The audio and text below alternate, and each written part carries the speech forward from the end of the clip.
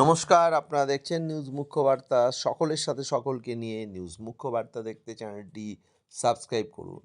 আজ থেকে দুর্গাপুর ত্রিনাথ আশ্রমের বার্ষিক অনুষ্ঠানের সূচনা হলো।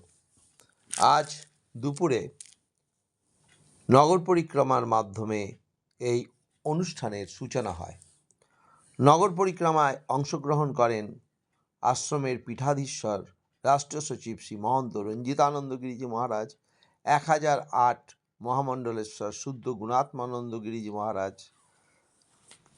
ত্রিপুরা রাজ্যের শ্রীমহন্ত দিব্যানন্দ গিরি মহারাজ, আসামের শ্রীমহন্ত নির্মলানন্দ গিরিজি মহারাজ সহ বহু বিশিষ্ট সাধু সন্তরা।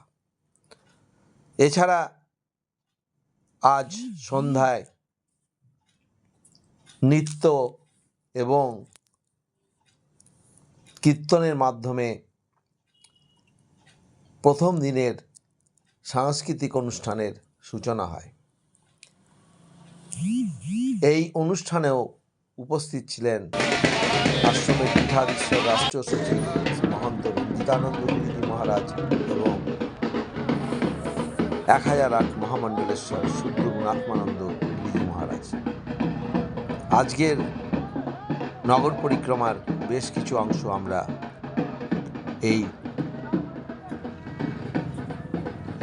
ছবির মাধ্যমে তুলে ধরলাম। ব্যুরো রিপোর্ট নিউজ মুখ্য বার্তা।